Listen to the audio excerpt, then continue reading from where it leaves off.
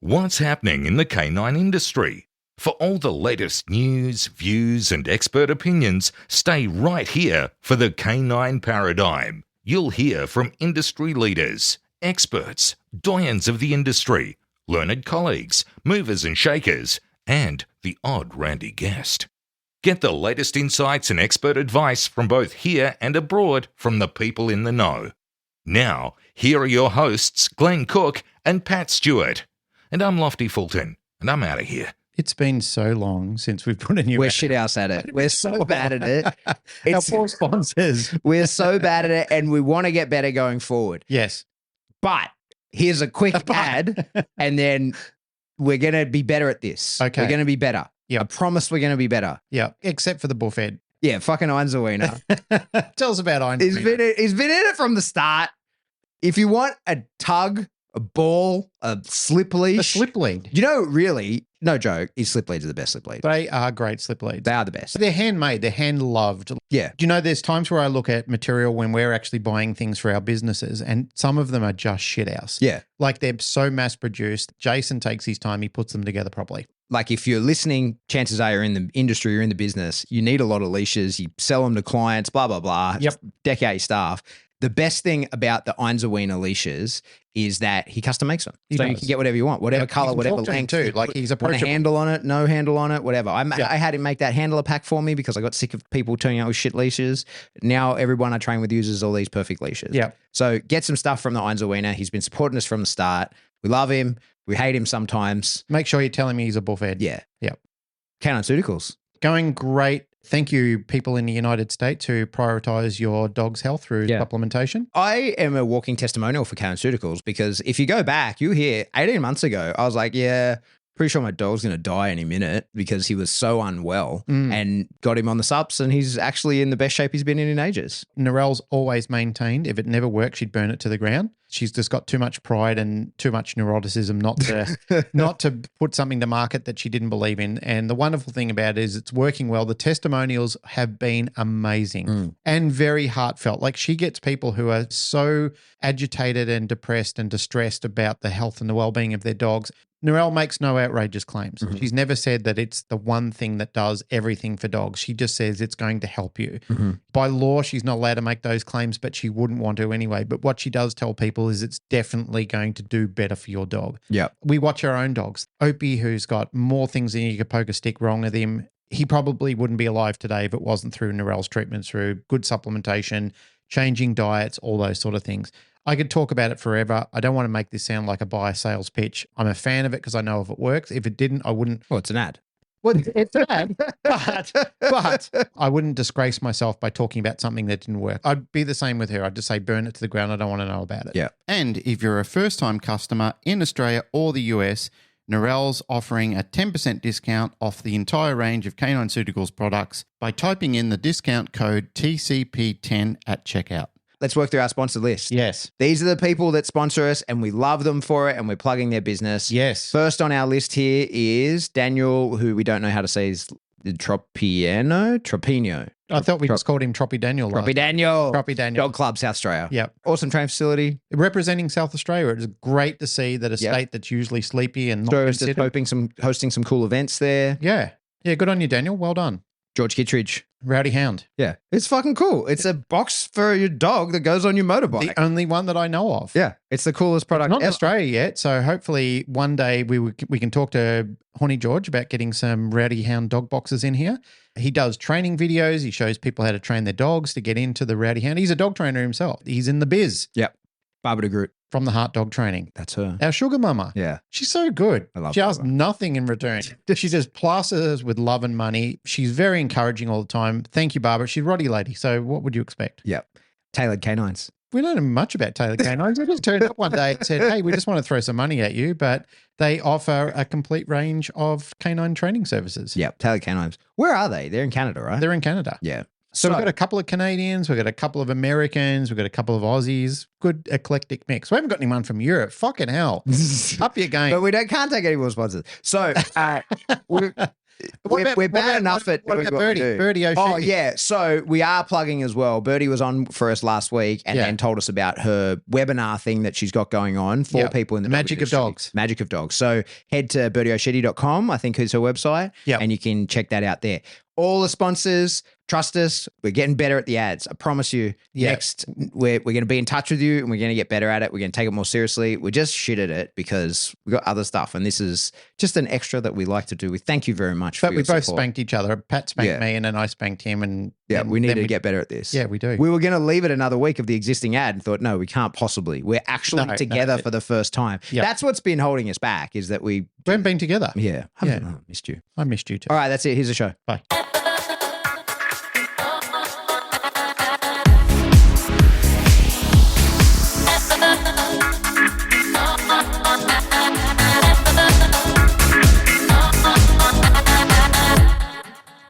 Welcome back to the Canine Paradigm. I'm your host, Pat Stewart. I'm joined by my co-host, Glenn Cook. Hello, sir. Hello, sir. How are you?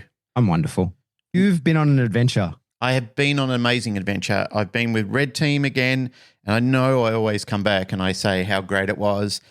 But this one, actually did steal the cake. It was 2-week back-to-back course in Canberra. We were doing the AFP with some of the state groups as well. So we had New South Wales and VicPol also turning up, which was fantastic to see. We should explain what that is. So AFP, because most of our audience is still in the US, right? So AFP is our federal police, Australian federal police. VicPol is the Victoria Police, which is the state at the bottom of Australia. And would you say New South Wales Police, which is the state we're in? That's the state we're in, yeah. Yeah, that's a good point. I keep forgetting that when we use these short acronyms and so forth that we know exactly what they are, but our overseas listeners don't. AFP is a funny one because that's FBI, the same thing. It's our federal police. Yeah, that's right. They've got a magnificent facility down in Canberra where they provide a lot of the training down there. And I love it as a facility. They're constantly looking at remodeling and improving. I mean, it's been the same for a long time, but they're starting to add new additions, new equipment. They're really re-strategizing and thinking, and they're really jumping on the front foot as of late. You know, I've just noticed such a dramatic increase in their capability of late, which is credit to Holmesy and Kirsto and all the amazing trainers down there. I'm not going to use their original names, but I'll use the nickname. So, you know, like there's people like Kempy and Ricey, Jeff, Jason, there's a bunch of people I met down there who are really starting to catch up to what the world is producing as a high standard. That was evident when I first went there in 2019, and I was sort of watching their training then versus their training now. They've really expedited it into modern day training, and it's just amazing what I was watching. I was really, really impressed. They're putting a heap of time into their capability. You can just see their leadership really investing into it, which is something that as a civilian, as an outsider, it's something that hopefully if any time I've ever got anybody that's in control of monetarizing or funding capabilities in our federal police, our state police, in those sort of capabilities, it's often that a lot of the ministerial or the politician police often overlook canine. They often think, oh, you know, we can just cut from the budget there and do a bit of slicing and dicing here and there. But if I've ever got any sway in saying that, please don't. These are some of our frontline people who are working to protect our borders. Don't cut funding on these people. Increase funding on them. Make sure that you're actually going down there and you're getting an education on it, not just thinking of it as something that dogs aren't really my thing. I think not only in Australia, but all around the world, the political police and the politicians, they kind of just think that's great. We've got doggies in our thing. Wonderful. Because they're not really directly involved in it and it's not really their thing, they can easily overlook it. I'm not suggesting that this has happened because like I can see better funding coming through in the AFP training. And I mean, that's certainly evident that they're getting Red Team out and we're doing our training procedures with HME and so forth. But please, guys, please, for the love of God, these men and women put their lives on the line for our border security, for so many things like our mail operations, our airports, our ports, and these dogs are essential in the good work that these people are doing. So please make sure that you understand what's at stake. make sure you understand the high-level risk of not doing things like this and what it could mean to our borders, our ports, our mail centres and so forth by scrimping a little bit of cash here and there. It's far more important that you invest in the technology, that you invest in the training, that you invest in the progress. Our handlers deserve it, the dogs deserve it, and our citizens definitely deserve it. Good speech. Thanks. You enjoy those days, right? Love those weeks, I guess, because it's the sort of pointy end dog training that you love to do. It's, when your day to day is a lot of the same kind of pet sort of stuff, right? And then when you go down and do that, it's exciting. It's people you enjoy working with. It's the type of work that is high stakes and fun and all that. Mate, I got to tell you, Andrew Coe, the guy who owns and runs Red Team, he looks after us exponentially. Like every time we go down there, it's just an incredible time. He puts on great accommodation. He feeds us well. He looks after us. He does everything well. The two guys that I was there with, Andrew and Greg, we get along well. We don't get on each other's nerves. We have good laughs every single night. But also when we're up in the morning and we're on site, we're all working. We're all working hard. Mm-hmm. They're big days. By the time we sort of get there and get home, it's a 10-hour day each day. But it doesn't feel like that. Like the day roars past, the week roared past, the 2 weeks just flew by because we're all enjoying each other's company. I love watching the work that all the cops were doing. And as you said before, it really invigorated me getting to have an input there. And what I do need to tell everybody is that all I do when I go down there is offer suggestions. I'm not the main trainer in the game. All of these departments have their main trainers, and we don't want to step on people's feet. We make that evident from the start. We're in your church, we come down there, we're introducing product, we're responsible for product, and all we're doing is just like if we see anything, we're just offering suggestions at the time. But it's nice that we get the flexibility to do that as well. Like we work in line with the trainers, we have discussions with them, we just make sure that they're cool with anything that we're saying and doing. And it's great to get feedback from them. It's great to get feedback from the leadership, and it's also wonderful to get feedback and see results from the trainers as well. That sort of stuff makes me excited. And it also, as I said before, it makes me excited to know that I play a tiny little role in helping the very important servicemen and women in those extremely important roles. I get to play a little part in that. And that sort of ticks a little bit of a pride box, if I don't mind saying. Yeah, for sure. That's always a part of it. Even for myself, I find that when I do any work with the cops, or police and military, all that kind of thing, it's like you're in the game a little bit, you know? I find that especially for me, that's a big thing because I didn't leave the army by choice, And so when I get invited back to say like, hey, you can contribute again, it always gives you that like, oh, fuck yes, sweet. I'm still part of it. I'm still part of helping this machine move forward in whatever way that I possibly can. Yeah, it's a nice feeling. I guess one of the things I really wanted to talk about, and you had a topic, so you start with the topic because I really feel that it bleeds into a lot of what I was doing down there and just in general. Once you sort of said the topic name, I thought, yeah, that's a really good thing to talk about. I want to hit on the topic of the oversight in training. Maybe that looks like having a training director. Maybe that looks like directing your own training. Maybe that looks like having a mentor, whatever that looks and feels like. And I want to sort of tease out why that's so important, and whatever form it takes, it's got to take one of those forms. And the reason I'm triggered on this or wrote it down on my list of things that we should talk about is that I train with a lot of different people, and there's people who I'm the training director of. We have a club, and there's people who, when they turn up, I say, okay, this is what we're going to do. And we work together, and I make my suggestions. I steer the ship for what they're doing. But then there's other people who I'm just a very small cog in the machine of their training. One thing I sort of found out recently was one person who I was doing some stuff with doesn't have anyone giving any oversight. And so they're a fairly junior handler themselves and enjoy the process of going to see lots of other different trainers. The problem became that I realized recently that nobody is actually steering the ship here. This person goes to a bunch of different trainers, and when the dog comes to me, I look and I say, so what are we working on? Assuming that there's a thing that I'm the expert in, right? Like that you have booked a session with me because there's this problem that you and the people you train with, or the director of your training, which may be you, has decided that I'm a person that can help with. And I realized that wasn't the case. It was just that this person was training with a bunch of people for the sake of training with a bunch of people, which is fine. Like I never want to be a person that talks people out of training with other people or training in different systems or anything like that. But what I realized was there's nobody who's actually steering the ship here. And this person, because they didn't really know what they were doing, was just enjoying the process of training with a bunch of different trainers. And like I say, that's totally fine, except that nobody was actually deciding, okay, but where are we heading with this dog? Like, what is the actual direction that we're going in? And every training session should have a left and right of arc that keeps the dog headed towards where we're ultimately going for. And when I realized that wasn't the case, I thought, oh, fuck, like I haven't always checked that with people when they come to me and they're like, here's my dog, what should we do? And my assessment on that dog in that moment is not a fair assessment of the dog, because if it's somebody who comes to me, they come into my shop and I get to see the version of the dog that comes into here. But this is dog training paradise in here. This is a space that is specifically built for training dogs. I've got all the equipment laid out. The dogs can see everything. There's no other dogs in here. It's usually just me and the handler. If the dog is reactive or dangerous or whatever, I've got a mezzanine level so that I can if the dog is upset by my presence alone, we can build up to that because I can be above and out of the space of the dog.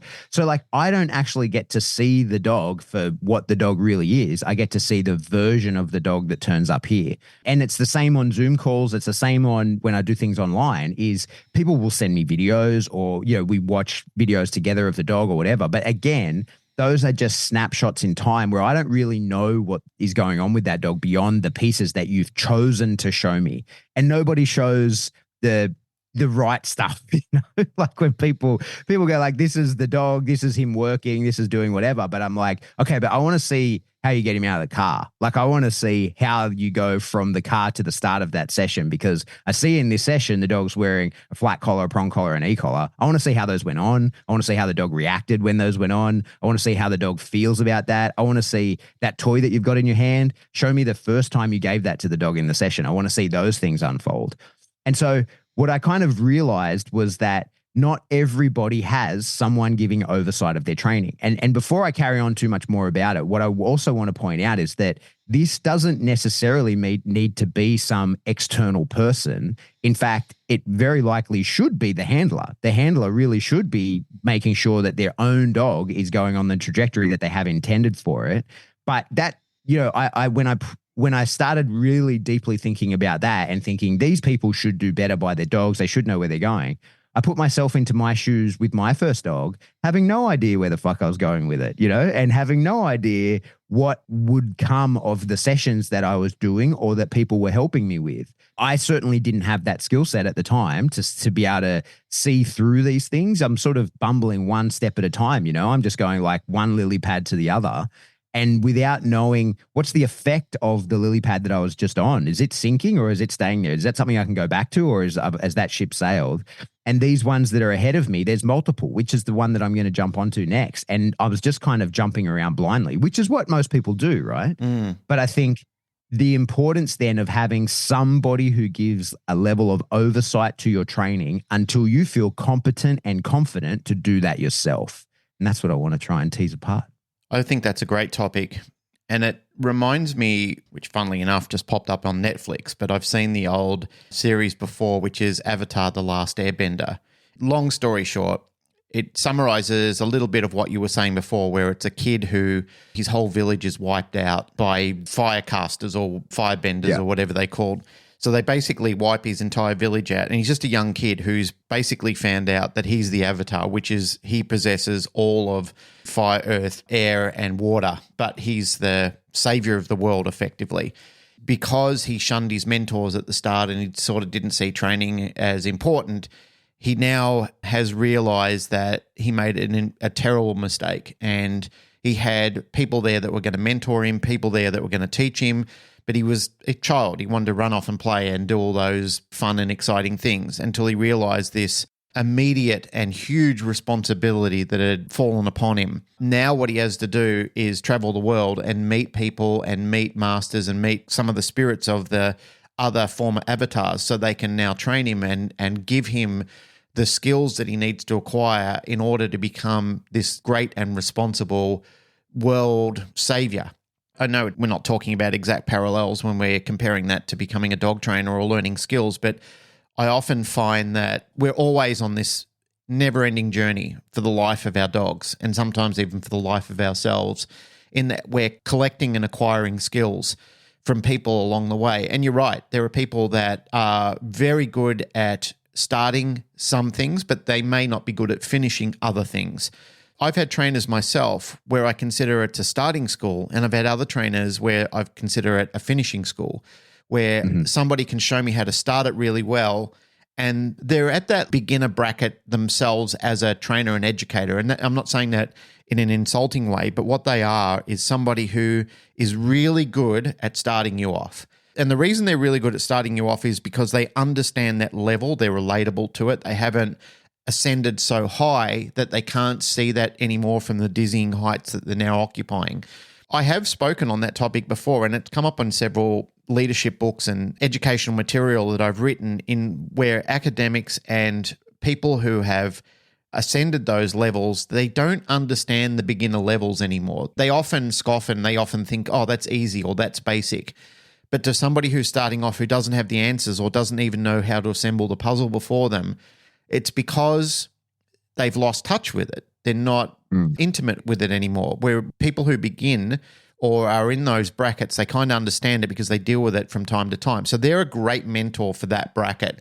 And I often find that you can bracket mentors in different realms for different things. Like there are some people we've identified before in PSA that there are some people who are just brilliant at obedience, like all the finishing obedience work. They just really know how to get some of that ultimate flashy obedience. There's some people who are incredible at developing young puppies and juveniles in rag and tug work and wedges and so forth. And then there are people who are brilliant decoys, like they're fantastic at getting that finishing end to the dog, like getting the dog ready for trial. So yes, there are people that you definitely need to see along the way. It maybe contradicts things that I've said in the past, now that I think on it little bit, because we've talked about lily pad hoppers where people just, jump from trainer to trainer. But let me put that in perspective from me just thinking on that, because I have been doing a lot of thinking about that over time, in that the difference between the two of them is identifying a skill set that you need to have and also including your trainers in that as well. And that's what I really love and admire about some of the people that I've worked with, people that you've worked with, and many of my other colleague trainers around the world have worked with, is that this is a part of a conversation and it's an inclusion. It's not just, I'm just shopping trainers all around the world and then finding out I haven't got any answers. I've got more questions, if anything. And then they come back to you and then they want you to solve all the problems. That's the frustration I think we talk on. It's not when you're included or you find that somebody has a skill set. Now, I get it. Sometimes it hurts the ego when you feel like, oh, I really should have the answers for this person. But your responsibility as a trainer and a director and a mentor sometimes is to be that person who guides your student into the area that they need to be. That's the director part of training director, is directing them to where they need to be, not hobbling them and holding them back. And I've seen that as a fault of my own, just insecurities that many of us in this industry suffer from. We kind of think, oh, no, I have to covet this person. This person is mine. They're a possession, they're property. And that's the wrong way to look at it. They're free to do as they wish. Your job, as I said, is to be a mentor to them, be the resounding and the guiding light to say to them, or the mature one in the conversation to say to them, hey, we've reached a plateau here. This is where you and I step off. And I need you to see my colleague because you have transcended my capability. And that's okay. That's fine. Because that means that you're ready for your next student. All you need to do is to say to them, good luck, my friend, remember me. And if you do that right, your student will pay homage to you. They will remember you. You'll be part of their legacy and part of their story. But if you don't do it right, where you kind of burn them and you don't give them the ability to be able to work along in some other way, they'll look back at you and say, like I could have been here a lot faster, but you held me back and you didn't give me the opportunity to seek out these people or complete my journey. Like you stopped me from doing it and I believed in you and I trusted you and I rode this wave with you all the way. But like you kind of capped me through your insecurity. And I feel that that's something as trainers and something as even handlers and people involved in the sports and people who are involved in training dogs just for pet dog purposes. we really need to examine our capability or even our limitations sometimes, understand where they are and not feel the fragilities of them, but be at peace with where you are. And if you need to get better, if you need to improve, then you need to become a student again. You need to stop at looking at yourself as I'm the master and I can't be told or I can't be taught anything. We've identified and we've touched on that in the past, how lonely and how terrible that is to be in that bracket itself. Why wouldn't you be interested in your personal growth? I'm kind of a little bit on a high, which is why I'm feeling so inspirational at this point in time, because I did come off those 2 weeks. It's something that I really enjoy doing. And in particular, those last 2 weeks are really enjoyable, as I identified before. But the other thing which really inspired me was on the way there and on the way back, I listened to Arnold Schwarzenegger's book, Be Useful. I haven't heard that one. You're liking it? Listen to it. I completed it. It's an extension of the Netflix series that he did. However, he really goes into great detail about the importance of, making yourself useful throughout your life. And one thing that I really fucking loved about it is that he never made the book or his life about himself. He talked about his time with Franco Colombo and, Joe Weider and all of these people who gave him opportunity and they gave him the ability to create what he was creating. Even though he was ambitious and he had goals, he always points out, I couldn't have done it without these people. They're so important to me. They're so important to me. He just never made it about the Arnold Schwarzenegger legacy. It was a beautiful collaboration of all the people around him that gave him legs to stand on all his different career paths. And I thought to myself, that's something that in Australia we don't often do. We kind of get to this point where we just think, I don't want to identify these other people because I don't want you to look at them. I don't want you to see them. I want you to look at me. I'm the important one in this story. Please keep this light and keep it huddling over the top of me because I'm insecure about losing this. It made me realize when he was saying this and when he pointed this out in the book, truer words couldn't have been mentioned. There's so many shoulders that carry you through your career and give you the ability. I think Anthony Robbins used to have a series on it called On the Shoulders of Giants or something like that. He identified that in order to become a giant yourself, you need to be carried by giants, or words to that effect. I may have completely botched that. Anthony, I know you're a fan of the show. He's a huge fan. Huge fan, like Uncle Bobby and Jordan Peterson and Joe Rogan, all those wonderful people. They all listen. It's thoughts and feelings that have sort of been flowing as I've had a lot of time to reflect. I've been on the road, traveling to and fro and just sitting there at night, rethinking things in my head. Like lots of thoughts are coming through me at the moment, which is great. I haven't felt this unburdened for a long time, so it was a great time to reflect on a few things. That's awesome. I was thinking as you're talking, this idea of oversight of training, right? And when Jane was pregnant for the first time with our son Rip, we went to see her obstetrician. We're paying, right? And every time you got to go see this guy all the time, and it's $100 or something every time you see him for 4 seconds, and he's like, "Yep, still pregnant," and then you go out the door. And one of the early bills we got was for this management fee, right? I was still in the army at this point. It was before I was out of, I wasn't in the dog world or anything.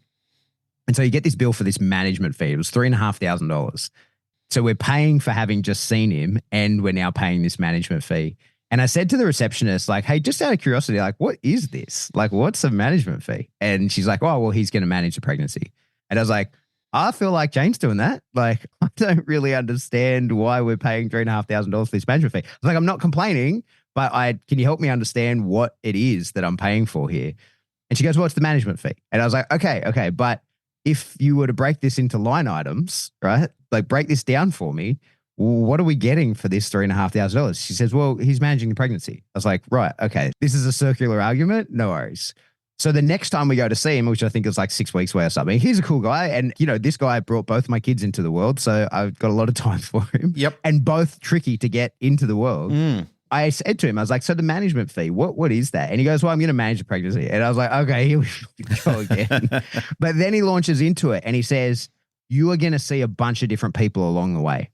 And what you are paying me for is I'm going to read every report and I am going to put all that data together and I'm going to make the decisions of how this baby is going to be born. And it put me at ease. It was actually really like, I'm sure I'm not the first person that's asked this because he had it prepared or he's the best on the spot.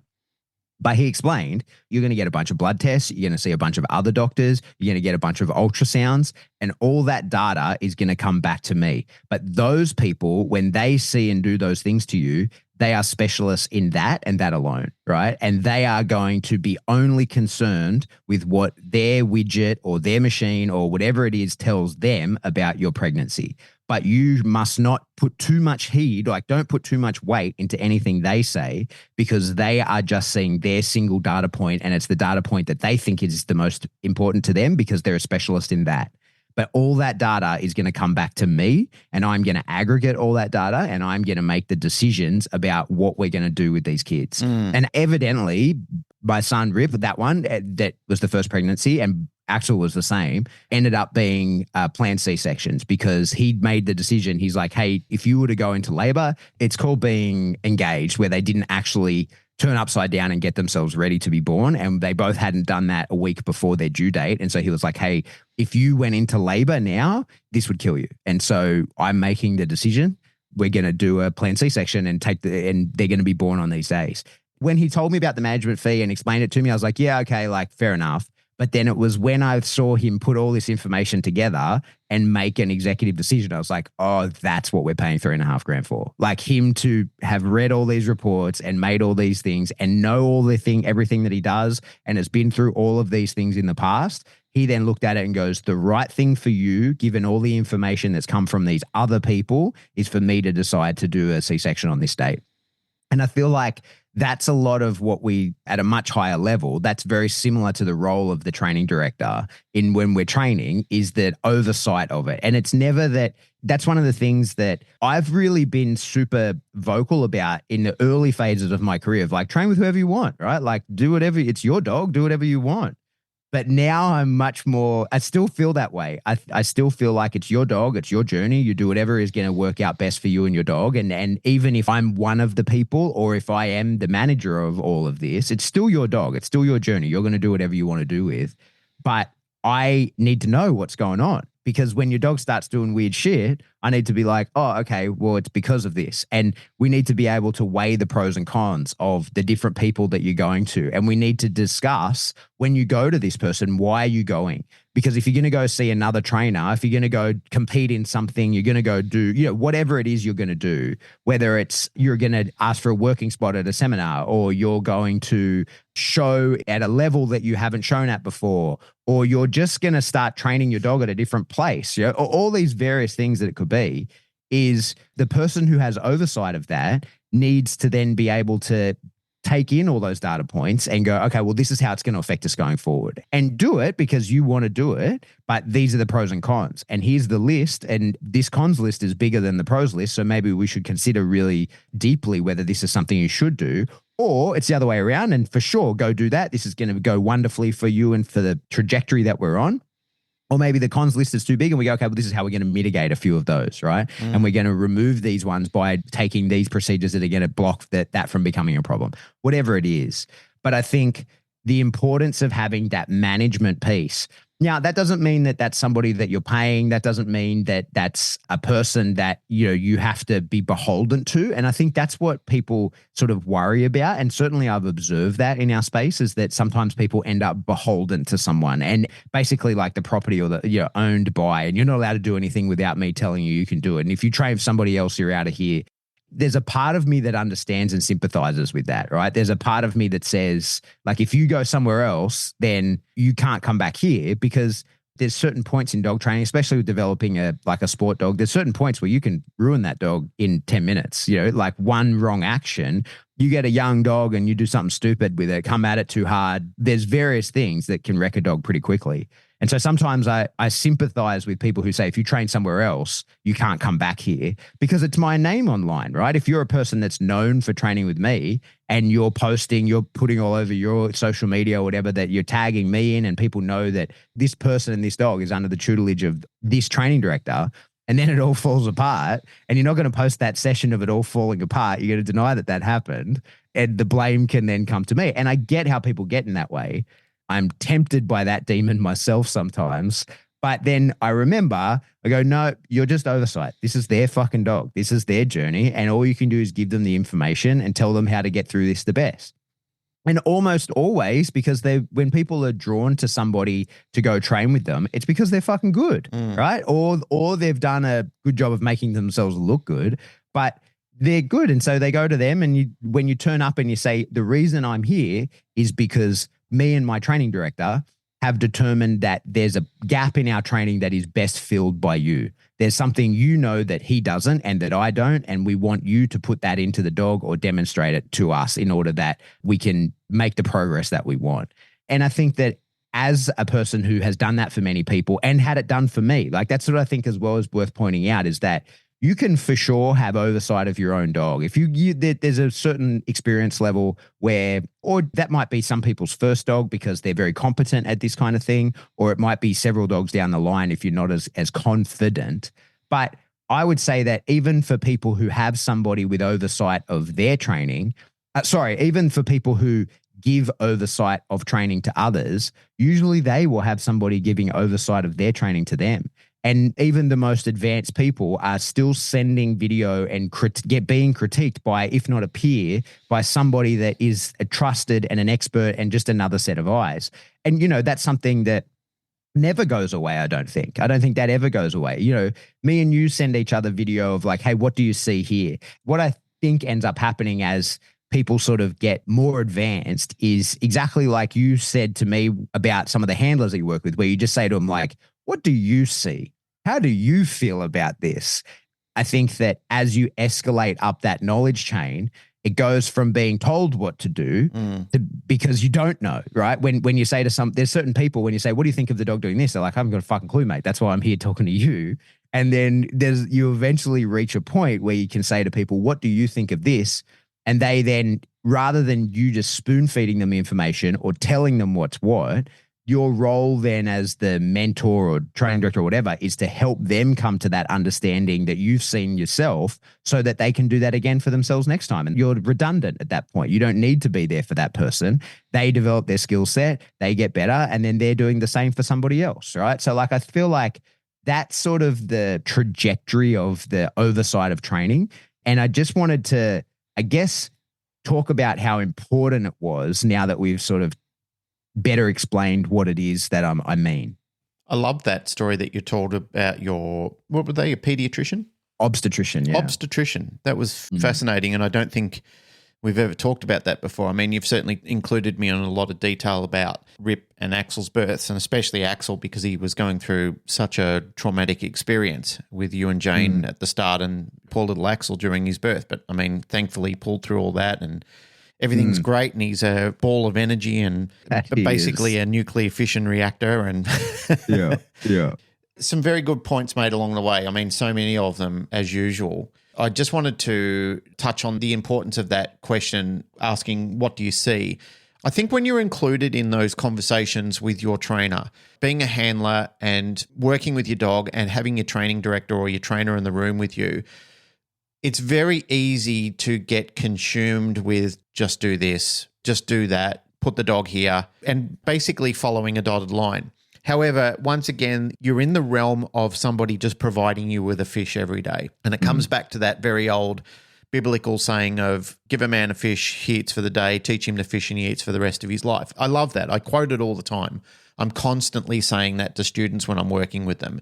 Part of the ascension of training or transcending into learning as much as you can about yourself and your journey that you're being on is having somebody that will tell you what to do. They're at the stage where they're giving you fish. But when you're at the stage where you need to fish yourself, that's why those questions are important when you're saying to somebody, what are you seeing? What do you think of this effort? And it's great that people then start to, and again, like we're using the term bracketing before, because when people are in those brackets of knowledge where they've been working with it long enough, they've been working with other trainers, or they've just been with you for a long period of time, they transcend into a realm where they think about it more frequently and they want to ask questions and they want to be part of the conversation. Not asking that question to them is a disservice to your student. Like you're really holding them back and hobbling them in their career. So I love it when I do get to have those opportunities, and I did for the last couple of weeks. There were times where, like I was watching a demonstration for the dog, especially towards the start, and dogs were doing behaviours, And sometimes they were extreme behaviors in some of their exercise they were doing. And just getting to have that conversation alone with the handler without them feeling intimidated or with a room of other people or feeling that, there was an hourglass that was turned upside down and the sand was running through. None of that was happening. What I wanted to do is completely put their mind at ease. And I want to do this for most people that I'm working with these days. As you ascend in your capability as being a mentor, a training director, a trainer, an educator, whatever, ultimately that's your goal, is to be a part of a conversation. Having those conversations and getting to listen to the handlers coming back and saying, that was interesting, here are my thoughts. Sometimes they knew the answer to it, but were too intimidated to try and resolve it or suggest it because maybe that's not been the case in the past. I'm not suggesting that that was here because I know the guys listen to this show and I don't want them to think that I don't acknowledge their good work, because I can tell you I am acknowledging their good work. I can see the extreme progress they're making, the uplifting side of what's happening there at AFP headquarters and with our groups. It's really encouraging to see that sort of thing. But it's also nice that old mentality of agencies where just shut up and do as you're told isn't part of that conversation anymore. The conversation is now like, be part of the conversation. Learn about this. Don't just be a handler anymore. Know how to troubleshoot. Know what happens. It's like anybody who's a first responder or first on the scene to anything. Like, you need to know what your responsibility is and where to do handovers from that point in time.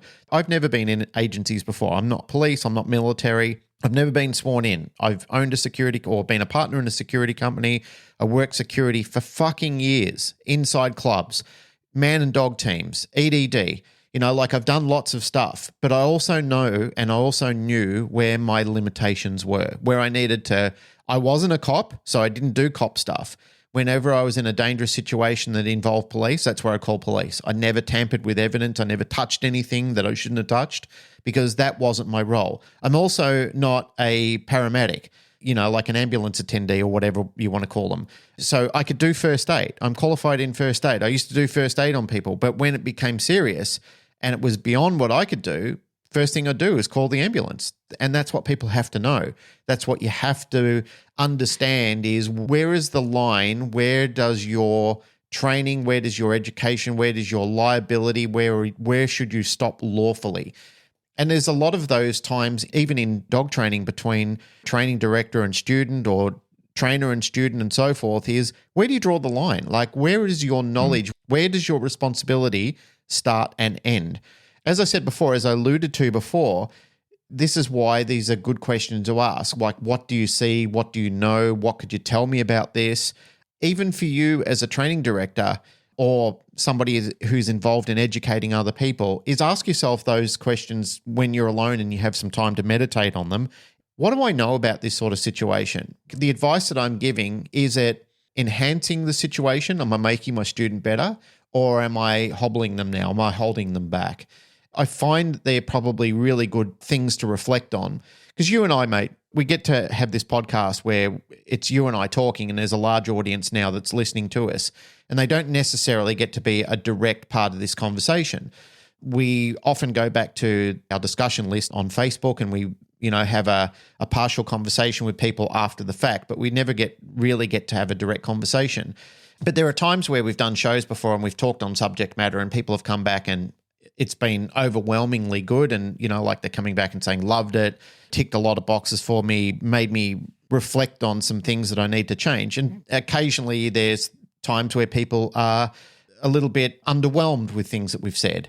I find sometimes we can tend to focus overly on that rather than the overwhelming positive side of it. But the good thing is to keep it in check sometimes, is to keep those balances and checks in place, where we don't focus too heavy on one side or another, but kind of aggregate more towards the middle, where we can say, all right, well, that's good. I'm glad that there's a lot of people who learn from that, but there may be learned people who are involved in that conversation as well and add something to that conversation. They add value to it, or they add something that's lacking to that conversation, where they say, well, now that you're talking about this is an area of expertise that I actually offer. And there have been great schooling moments for myself along the way of my life journey where good people have stepped in and say, hey, Glenn, I heard you talking about this. I can add something to that, or I can realign some thinking that you've had there, because there are a few things that you're saying that were old evidence, but there's new evidence to support a better outcome. Would you like to know? And they asked me that question, which I really have appreciated of people. Instead of it just being an argument or a clash of egos, they asked me that question. Would you like to know? Or what do you think about this, when they present me with different material? I kind of like to pay that forward, because it's been afforded to me by people I've met on this show, people I've met in life, conversations that I've had with people when I've opened myself up to them. And I find, now that I'm on this long ranty trajectory of all this, it's not really a rant, it's just a discussion, but I kind of feel that it's really important for our agencies to adopt this as well. And when I do see that happen, I see so much opportunity pouring in. I see so much capability of change and reflection and conversations to take place between the handlers and the trainers and the directors and everything like that. And I know some of these poor sods have got financial limitations, and you've got the wrong person sitting in the chair making the decisions for you and not making the availability for you. I know that, because I've had those conversations with these people in past and in different agencies and so forth. But when you see the right people there, take Kirsto, for example, what he's providing and what he's doing for his people is just fantastic. But he's also playing a part of a team where he gets to be a pivotal part, but his management and the people around him are also saying yes and ticking boxes and opening doors. Sometimes they might not be as fast as they would like. And that's why I'm saying, if the right people are listening to this, please consider how important the role is, and please consider this. I'm not just talking about agencies, I'm also talking about businesses too. Businesses that sometimes they don't understand that. They don't understand the people that are working for them. They don't understand what they need. They don't understand the equipment they need. They don't understand what's lacking in their capability, even their marketing, because they're not asking all those right questions. What do you need? What do you see? What's happening around you? Yeah. That kind of feeds into the idea we were just saying before about like an accountability partner.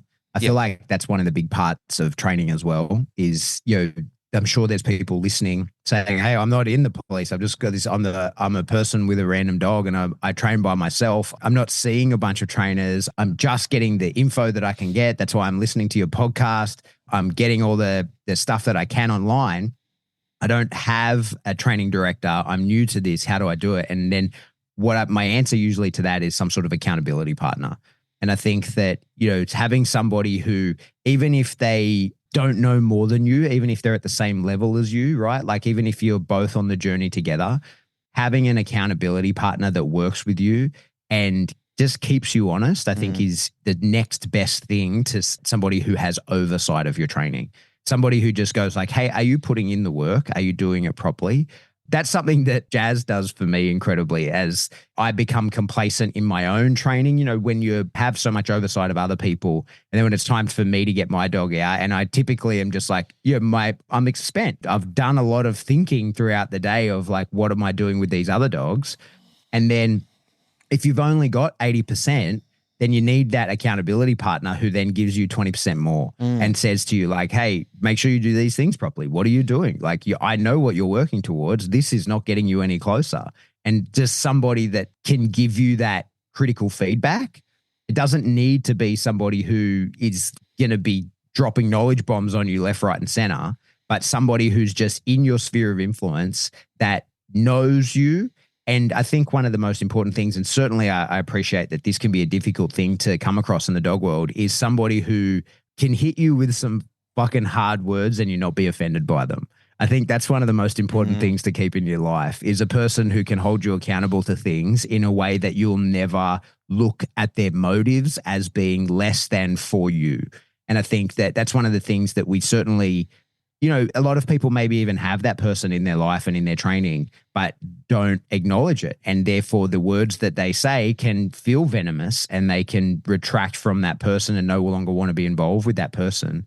When in reality, for the most part, I think anyway, if somebody takes the time to intervene in your training or give you feedback in what you're doing, it's because they care about your success. Because I can tell you the people I don't care about their success, I don't comment.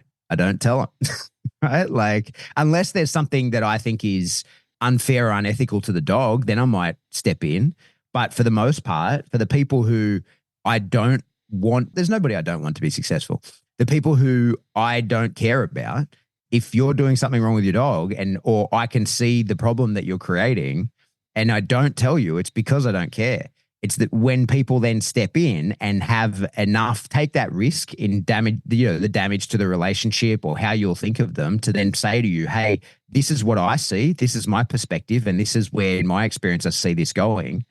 Having somebody like that and trusting somebody like that their words are never venom to you. It might hurt. It might fucking hurt a lot.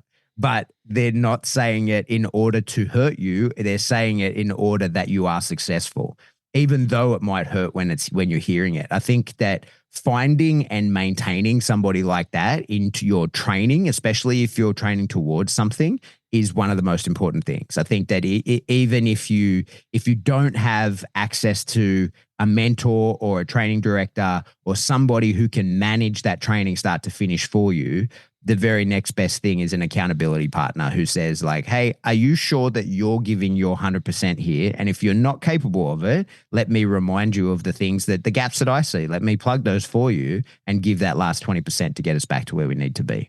Great points. Really made me think about conversations that you and I've had with Birdie before on that very topic, where the delivery of it is really important itself, like having the ability to have that conversation in a genuine and, dare I say it, a loving way where, it doesn't, I'm not talking about intimate loving, but I'm talking about where you care about someone, where you can pull them aside in an appropriate way and have that conversation. It takes a lot of the sting out of the hurt that they feel. Mate, I had some conversations like that over the last couple of weeks. There were a couple of people who were really nervous, who were doing some silly things, and we got to have some conversations. And I just said, again, I asked that question, what do you think's going on here? And they said, I'm really nervous. And I said, of what? And they said, there's a lot of people here, you're here, listen to the podcast with you guys, blah, blah, blah. And I said, forget all that. Think about what's happening next. Like, get your mind in order. There is no running clock. You're not on timing. You're not getting your ass kicked. We're not talking about stacking punishment here. I want you to think about what happens. And, you need to be a police officer as well. This is a part of the training. So think about your safety, the dog's safety, the community safety, like bundle it all together. I don't want that to add mounted pressure onto you, but I want you to think about putting that all in a good place. And the great thing was, mate, is when you can have a calm and a detailed conversation with people at times, you often find that it gives them the ability to think through it rather than panic more. And I find that there have been times where I've spoken to people and it's been inappropriate. It's just been too much pressure. I've said the wrong thing. Instead of adding value to the conversation, I've added more pressure to the conversation.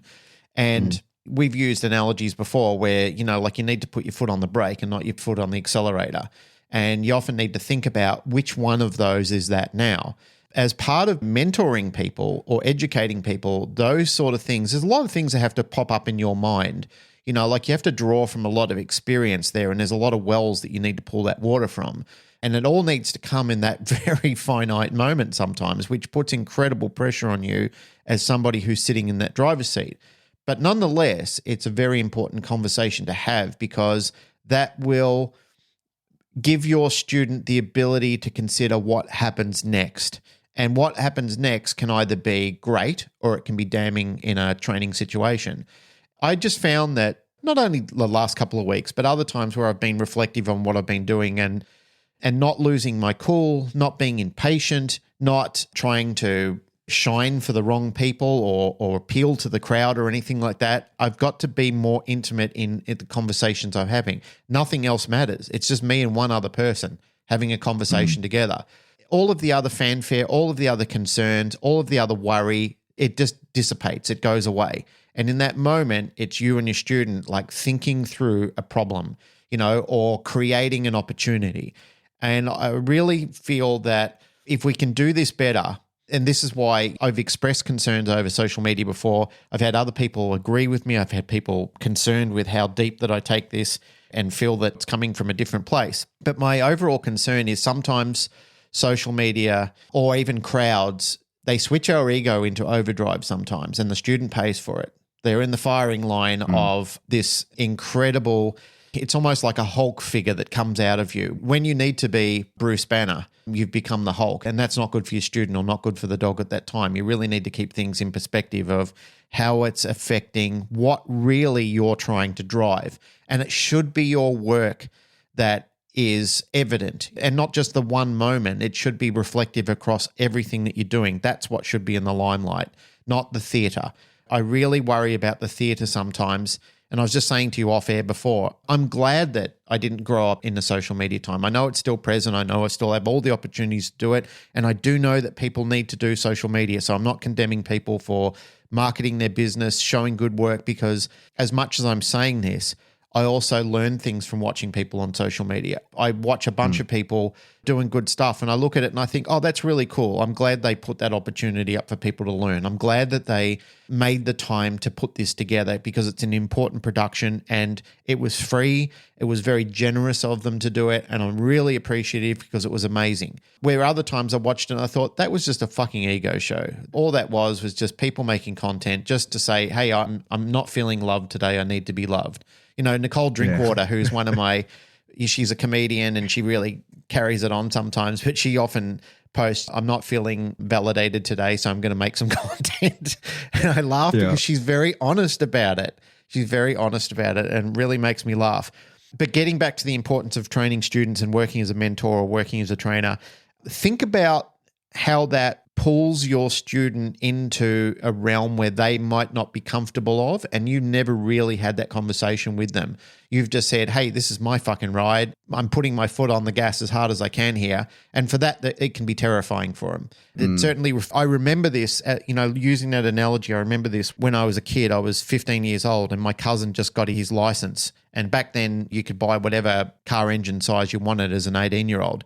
And he had this Valiant V8 that was just an absolute horsepower machine. And he took me for a ride and it scared the shit out of me. It absolutely terrified me.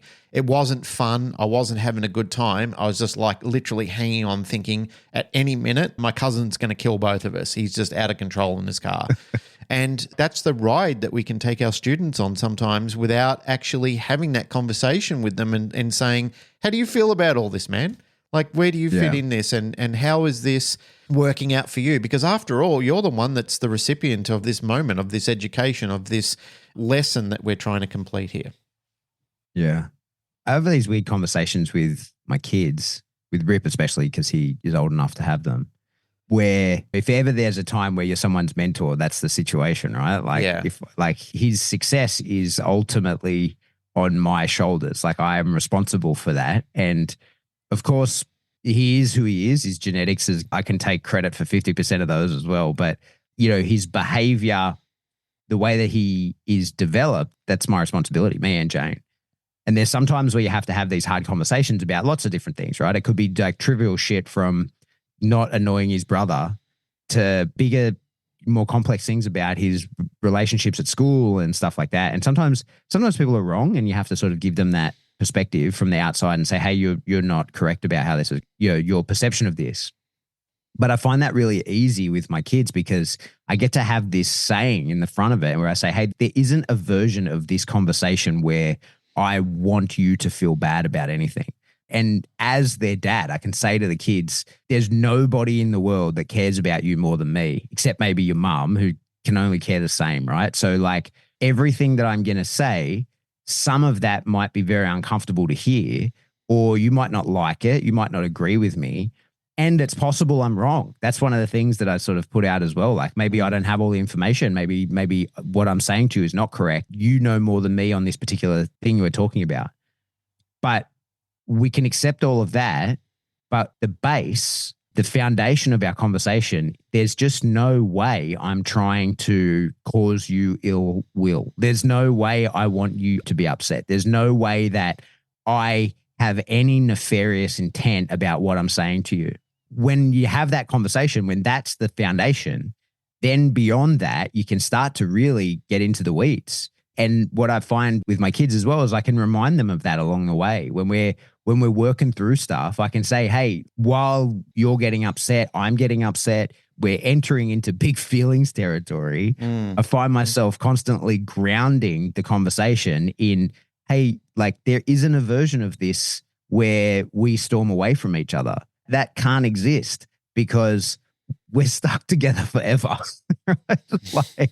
like there's there isn't a version of events where you're not my kid and where I'm not responsible for how you turn out. So we're working through this to the end, and you can get as upset as me as you like, and I can get as mad at you as like, but the underpinning fact of our relationship is I love you more than anything. And so the people I work with, they aren't my kids. But since I started doing that with him and I found the power of that and the trust that comes of it, how important that is, like that's one of the things that I try and whenever I have information that's going to be difficult to pass on to someone, I usually try and frame it around that idea of like, hey, if I didn't care, I wouldn't pass this on because this conversation is going to be difficult for us. This is, we're going to develop big feelings about this as we go. You might not like hearing what I've got to say. I might be wrong. That could come of all of this as well. But there isn't a version of this where I'm trying to hurt you. You might get hurt, but that's not what I'm trying to do. I'm trying to, help you. I'm trying to progress. And sometimes they're the very big conversations that I'm having with my kids, but learning how to frame that in a similar way with people that I work with and people that have asked me for help, but maybe don't want to hear the answers or are going to hear an uncomfortable answer. Framing that around that trust of like, these words might feel hurtful, but there's no venom in them. I don't want that. I am trying to help you on the path. That's how I wanted to sort of finish in that when we talk about the importance of somebody having oversight of your training. If they don't have that attitude, then maybe you are better off alone. Right? Like if somebody is steering you in directions for their own amusement and it's not because they genuinely want what's good for you, then that's the circumstance where maybe you are better off bumbling around in the dark than being led into the wrong direction by somebody maliciously. Mate, that's a good point. I don't want this to keep going any further than it needs to because it's nearly time to wrap it up. However, reflecting on what you said before, if I'm having a conversation with somebody, good or bad, but I'm having the conversation, it comes from an area of care. If you and I are talking, there is an element of I care about wanting to have this conversation or I care about you. I know for myself that once I've given up that, it's just silence from there. And it's reflective on what you said before. There's just times where I just know there's no point in doing this anymore. There's no point in this dance anymore. This relationship is done. Why would I bother hurting myself or antagonizing you? It's just better if we just go. It's like the Elvis song. We can't go on together with suspicious minds. What's the point? That's the time where the path needs to split and you just need to go your own way because we're talking about like the importance of relationship building and the importance of knowing how to have a conversation and how to include people in conversations. But it's also important to know when to end the conversation, when that relationship really does need to end and the path needs to split from there. Geez, that could be a whole conversation on itself, and it probably is for another time. And I feel that there have been fillers in other conversations that we've had where this is an important part of the subject matter is how do I finish a relationship with somebody, and there's times where people have reached out to you and me individually or collectively where they've said, like I've listened to a show, I realized that I'm in the company of the wrong person and I need to end it. Sometimes that's been in their personal relationships or sometimes that's been in their training relationships. I'm not a marriage counselor. I'm not a guidance counselor. I'm not a therapist. I'm not a psychologist or a psychiatrist or any of those things. I don't have the right or the capability to tell you in your personal relationships with people when or is the right time to end it or begin it or whatever it is. That's something that you need to decide. But as I said to a lot of those handlers that I was working with over the last couple of weeks, I'm here merely to offer suggestions. It's up to you what you do next. You're powerful. You can consider your life path. Myself, you, Pat, and everybody else that meets with people and tries to help them, it's merely suggestions. That's all we're doing is we're basically saying, here is an idea or here is a skill set or here is a path. It's up to you to choose it. Will it complement what you're doing or is it going to affect you long term? We can try it and we can also strip it away if it's not having any relevancy or any improvement in what we're doing. There's no harm, no foul in that as well. Because some of the suggestions that I'm offering people, it's not anything that's going to hurt. It's not anything that's going to create like a permanent problem. It's just simply something that we can say, this should complement what you're doing. It's a suggestion, but it should complement what you're doing. I just want to give one quick shout out to Greg Caddy, who was he's the part of the trio of Red Team. Oh, yeah. Greg's former military. He was bomb tech. He's done all the cool guy stuff. He's been deployed. He's done all that sort of stuff. However, that's not what I wanted to give him credibility for. He had a little Kelpie the last time we were on course together that he actually did sell to the Army, and he'd done a lot of great work with her. And he's now got a 5-month-old Kelpie puppy, which he's got almost completely off-lead capability. He's got it detecting odor, and he's got the generalization of the environment. 5 months old. I watched that dog work numerous times in different environments. I laid the odor out for the dog, and incredible work ethic from a 5-month-old dog. I've told Greg personally, but I just want him to know how incredibly impressed I was with his talent, his fortitude. That dog's going to be for sale at some stage. If you're looking for a good detection dog, I mean, I've been around enough detection dogs and the capability of them now. If you don't speak to Greg or have a conversation with him about this dog for an agency or even for private work or whatever, you're going to miss out on a really good opportunity. That dog is fantastic.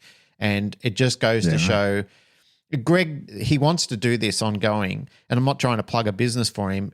You know, like I was giving him suggestions. I said, mate, you should raise 3 or 4 of this. He goes, mate, I just don't have the headspace to do it. I just like to do it one at a time. It's kind of a hobby thing for me, but terrific. The attitude of the dog, even when we were driving around on base, he'd pop the dog out of the car and the dog would just run next to the car. 5 months old. Most dogs, you know, it's like little children. They don't know have any idea what they want to do. No pressure. It's all come from attitude of the dog. Really, really good work from Greg. So get in touch with him if you want a good dog. Seriously. Nice. All right. Well, that's it for another episode of the Canine Paradigm. As always, if you like what you hear, please like, rate, share, subscribe. Do that through whatever subscription service you download us from.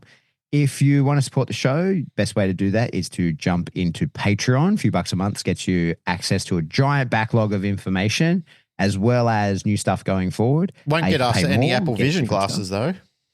No, can't be gotten. Can't be gotten. Won't happen. Can't be gotten. Not by us. Not by us. We'll get them at some point. Yeah. I want it so badly. I'd been watching people using them. They're fucking. We would be able to do podcasts like we're sitting together when we're remote like this. I know. We can have 2 weird looking avatars that I could even probably have hair again. It would be amazing. We could do cartoon versions. Yep. Yeah, I want one too, but we'll get them at some point in our lives. But the best way to support us is in Patreon there. Or the other thing you could do is to jump into spring. Yeah, spring. Oh, what I'll say of Patreon is part of my online course is ready, and I've put it into Patreon for those guys to purchase, but it's $200 cheaper than it's going to be if you buy it in the real world. So how exciting. If you got into Patreon and paid $3, you could then get $200 off of my online course. So that would be a wise thing to do. Amazing. When's your online course ready to be launched? The first part is the Patreon guys are kind of beta testing it for me now. It's getting really good feedback. Amazing. Everybody seems to be really happy with it. It'll go to my email list probably end of the next week and then to the public a couple of weeks after that. So I'm pretty excited. It's all going really well. Get on it, folks. Getting I good know feedback, how much. Which is, well, I can't imagine it wouldn't. I know how much work and passion you've been putting into it. Anyway, so carrying on. Yeah. Merch. Buy some T-shirts. Rock some T-shirts. Everybody looks good in a Canine Paradigm T-shirt.